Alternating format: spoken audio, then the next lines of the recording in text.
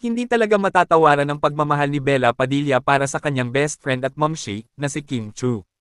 Sa latest post nga ni Bella, ay ipinakita nga niya kung paano niya dinamayan si Kimi, at para ipakita kung gaano niya kamahal ang kanyang kaibigan.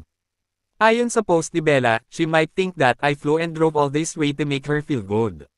But days like this, and seeing that she's doing well, makes me feel 100% better too. The Torayans in us make us so strong that we refuse to say anything until we've resolved everything on our own. But by now, I think I can read Kim like a book, and she doesn't need to tell me anymore when I should show up. The same way I didn't need to ask her to come and hang out with me in Zurich when my dad passed away. We didn't talk about his passing, we just had a great day doing things that I think he would have loved to. You're one of my smartest, strongest friends, Kim. No one needs to tell you what to do, because you have such a strong moral compass.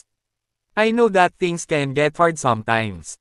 The world keeps toughening us up, but I will always remind you that our softness is what carries us through everything. I hope you get a few days to rest and breathe after this cycle of taping. Always proud of you, Kimi.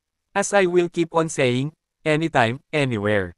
At tulad nga lamang ni Bella, ay binisita nga rin ni Direk Lauren si Kimi, upang damayan niya rin ito at ipakita ang kanyang pagmamahal at suporta para sa ating Chinita Princess.